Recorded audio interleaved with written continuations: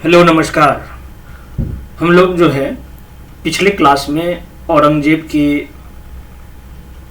युद्ध के बारे में, औरंगजेब किसके किसके साथ युद्ध हुए उनके कार्यकाल में, इन सब के बारे में हम लोग प्रमुख विद्रोह के बारे में देखे थे। अब हम बात करते हैं औरंगजेब की धार्मिक नेता की। तो औरंगजेब के बारे में ये कहा जाता है, जो औरंगजेब जो थे ये एक मिनट पेन चेंज कर लेता हूँ। औरंगजेब एक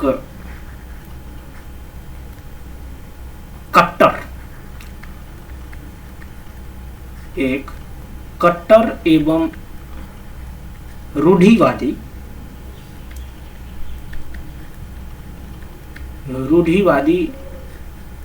मुस्लिम शासक था।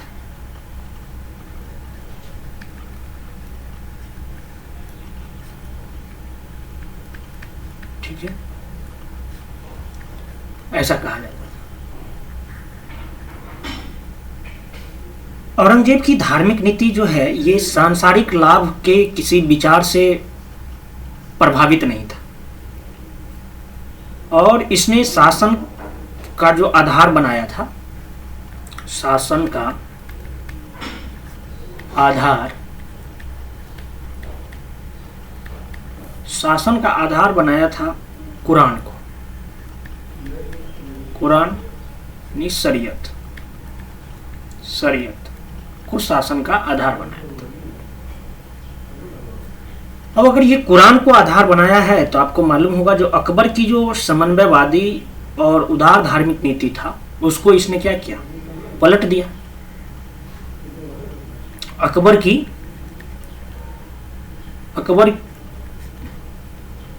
धार्मिक नीति को क्या किया, पलट दिया। नीति को इसने पलट दिया। औरंगजेब किसी संप्रदाय या धर्म का विरोध किए बिना इस्लाम के प्रति जो है अपनी श्रद्धा को व्यक्त किए थे। लेकिन ऐसा भी कहा जाता है कि औरंगजेब ने जो है दारा के विरुद्ध कट्टर सुन्नी समर्थकों को जो है एकत्रित करने के उद्देश्य से शरीयत को जो है कठोरता से लागू किया था, ऐसा कहा जाता है। और इस दौरान जो है, इस क्रम में उसने गैर मुस्लिम इस्लामिक सारे कार्यों पर जो है पाबंदी लगा देता है। जैसे कि आपको मैंने बताया था, पिछले क्लास में भी बताया, जो इसने क्या किया था, इसने झरोखा दर्शन,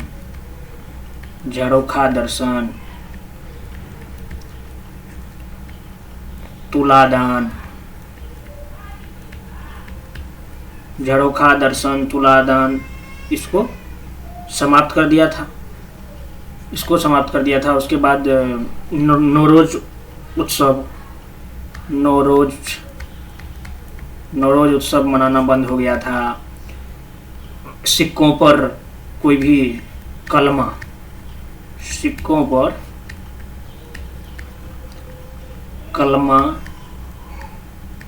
अंकित नहीं करवा सकते थे। अंकित करवाना भी जो है बंद करवा दिया था।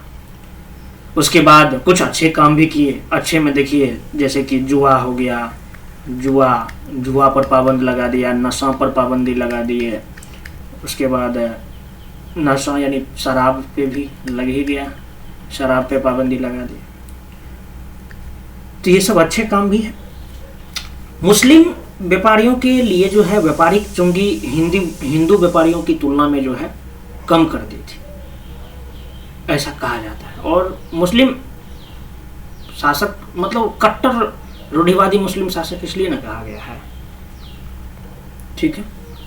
इसके बाद इन्होंने जो है अपनी धार्मिक नीति के क्रम में ऐसा कहा जाता है, जो इसने अपने राजस्व विभाग में से जितने भी हिंदू कर्मचारी थे, इसको हटा करके मुस्लिमों की नियुक्ति कर दी थी। ये भी ध्यान रखिएगा। 1679 ईस्वी में औरंगजेब जो है हिंदू पर जजिया कर लगा देता है और हिंदू पाठशालाओं त्योहारों पर प्रतिबंध लगाए गए।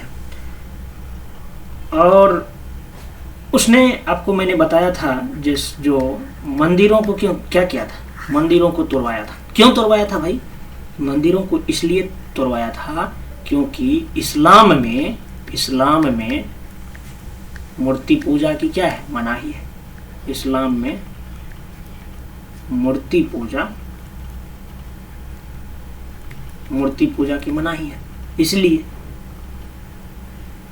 अच्छा, एक चीज कहा जाता है, जो औरंगजेब जो कुछ दूसरों पर लागू करना चाहता था वह स्वयं भी अपनाता था, और वह व्यक्तिगत रूप से जो है नैतिकवान बना रहता है। इसलिए औरंगजेब को आपको बता भी चुका हूँ, लेकिन व्यक्तिगत रूप से जो मतलब नैतिकवान बना रहता है, तो इसके लिए जो है इसके समकालीन औरंगजेब को क्या कहते हैं, जिंदा पेड़ या शाही दरवेश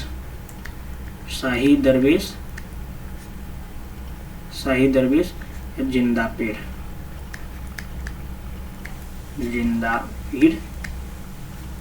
के रूप में इसे क्या करते थे, पूजते थे। ठीक है। वही दूसरी तरफ ये भी है, जो उसकी धार्मिक नीति को ऐसी प्रतिक्रिया हुई कि उसे जाट, सतनामी, सिख, इन लोगों से विद्रोह का सामना करना भी पड़ा, जिस विद्रोह के बारे में हम लोग देखे भी पिछले वीडियो में। तो ये इसकी धार्मिक नीति जो है मुस्लिम, मतलब कट्टर मुस्लिम की तरह रहा है। ठीक है। अब हम बात करते हैं ये जो है राजपूतों से इनका संबंध कैसा रहा था औरंगजेब का। तो हेडिंग डालिए, औरंगजेब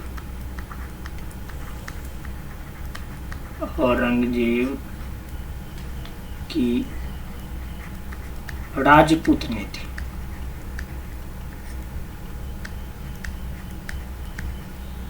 औरंगजेब की राजपूत नीति।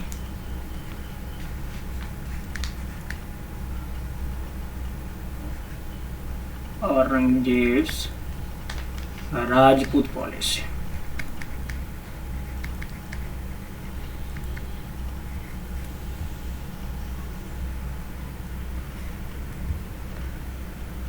अगर मैं बात करूं तो आप देखे थे, जो मैंने आपको पढ़ाया था अकबर की राजपूत नीति पे, तो औरंगजेब ने जो है अकबर द्वारा प्रारंभ की गई और जहांगीर, शाहजहां द्वारा अकबर वाले राजपूत नीति को अनुसरण किया गया था, उनमें क्या कर दिया, अकबर की राजपूत नीति के जस्ट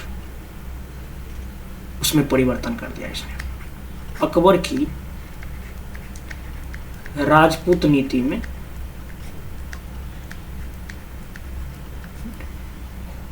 में परिवर्तन, पलट ही देता है, नीति में परिवर्तन कर डालता है।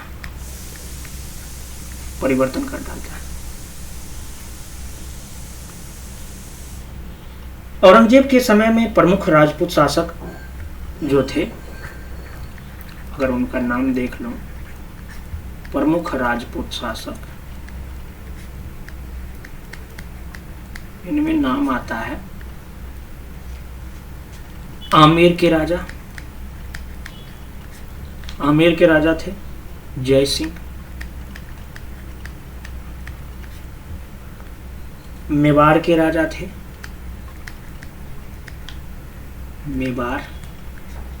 मेवाड़ के राजा राज सिंह,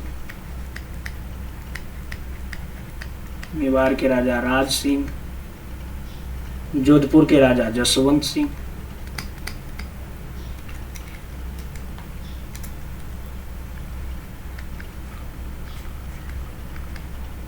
जोधपुर के राजा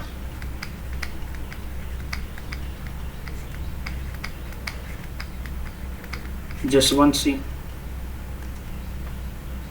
ये सब जो थे औरंगजेब के काल के प्रमुख राजपूत शासक थे। ठीक है।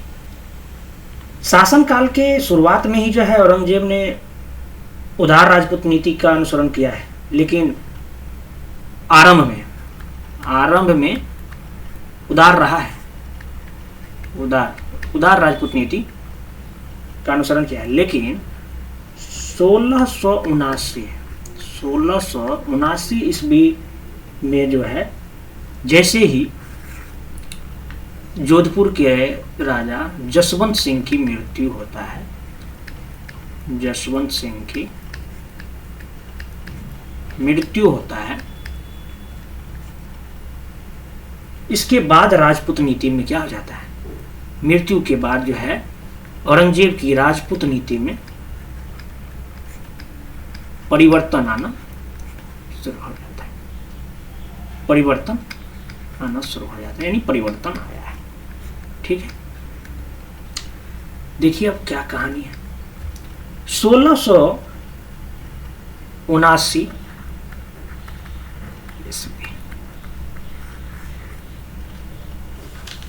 इसमें 1679 ईस्वी में जो है अफगानिस्तान की सीमा पर एक युद्ध हुआ था, एक युद्ध हुआ था अफगानिस्तान पर के सीमा पर, जिसका नाम था, इस युद्ध में मारा गया था जसवंत सिंह। इस युद्ध का नाम था जमरूद के युद्ध, जमरूद के युद्ध। और इसी युद्ध में जो है जोधपुर के शासक जो थे जसवंत सिंह, उसकी मृत्यु होती है। जसवंत सिंह की मृत्यु होता है इसी युद्ध। और मृत्यु के बाद जो है, मृत्यु के जसवंत सिंह की मृत्यु के बाद इसके पुत्र जो है, पुत्र जिनका नाम था अजीत सिंह, यही गद्दी पे बैठेगा भाई, अजीत सिंह। अजीत सिंह को मारवाड़ का जो है वैध उत्तराधिकारी बनाना चाहिए था, लेकिन जोधपुर, ये होता ये है, जो अजीत सिंह को मारवाड़ का वैध उत्तराधिकारी ना मानकर जोधपुर की जागीर जो है 36 लाख रुपए के बदले जो है अजीत सिंह को उत्तराधिकारी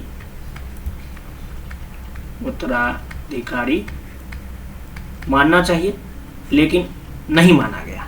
इसके बदले में क्या किया गया, 36 लाख रुपया जो है लेकर के इंद्र सिंह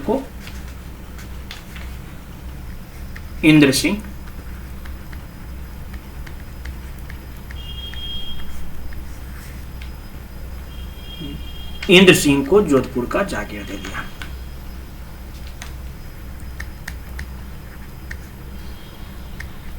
जोधपुर का जागीर दे दिया। देखिए कहानी यही स्टार्ट हो जाता है। तो एक जसवंत सिंह के, अब देखिए इसको दे दिया है, अब यहां पे कौन है, जसवंत सिंह के, जसवंत सिंह के एक जो है सेनापति रहते हैं, सेनापति जिनका नाम था सेनापति, एक मिनट, अब थोड़ा इस पेन से लिखना जरूरी है। इस सेनापति का नाम था दुर्गादास। दुर्गादास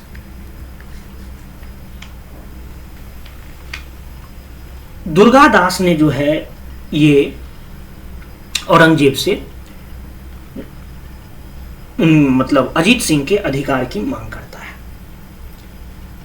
अजीत सिंह के अधिकार को मांग करता है तो उसने यह शर्त रख दिया, मतलब औरंगजेब के पास जाता है, औरंगजेब से जो अगर ये कहता है जो अजीत सिंह को वैध उत्तराधिकारी बनाया जाए, तो औरंगजेब ने कहता है अजीत सिंह के बारे में, जो अजीत सिंह को जो है बोलिए इस्लाम स्वीकार करने के लिए, इस्लाम स्वीकार करने के लिए, इस्लाम की बात कर दिया यहाँ पे, इस्लाम स्वीकार करने के लिए।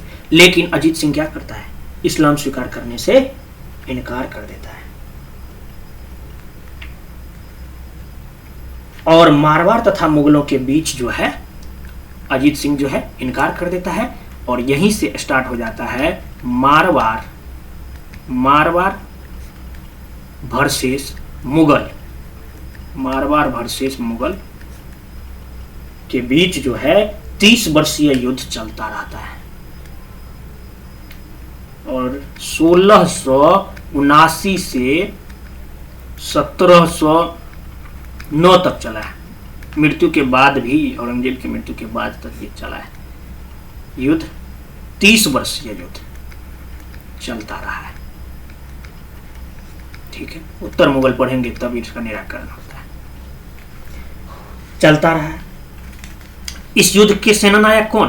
तो सेनानायक दुर्गादास था और मेवाड़ के राजपूतों ने भी जो है, मेवाड़ के राजपूत जो है, इन्होंने भी जो है इस संघर्ष में मारवाड़ का साथ देता है। ठीक है, तो इस प्रकार आप देख सकते हैं जो मतलब औरंगजेब ने अपने विपरीत राजपूत नीति के कारण जो है राजपूत लोगों को क्या किया है, नाराज कर दिया है। राजपूतों को नाराज कर दिया है अपने विपरीत राजपूत नीति की वजह से। और न केवल वो राजपूतों को नाराज किया है, बल्कि वे राजपूत जो अभी तक मुगल साम्राज्य के निर्माण में अहम भूमिका अदा कर रहे थे, अब यही राजपूत जो है मुगल साम्राज्य के मुगल साम्राज्य के पतन का कारण भी बनता है। पतन का कारण बन जाएगा, कारण बन गया है। ठीक है, ये चीज ध्यान रखिएगा। अब हम लोग जो है नेक्स्ट वीडियो में जो है उत्तर मुगल काल के बारे में, अकबर के शासनकाल से स्टार्ट करेंगे और लेके जाएंगे वहां तक बहादुर शाह जफर तक, यानी बहादुर शाह द्वितीय तक जो है आपको उत्तर मुगल काल की बात करेंगे। उसके बाद मुगल कालीन प्रशासन, सैन्य व्यवस्था, इन सब चीज़ों की चर्चा करेंगे। धन्यवाद, मिलते हैं नेक्स्ट लेक्चर में।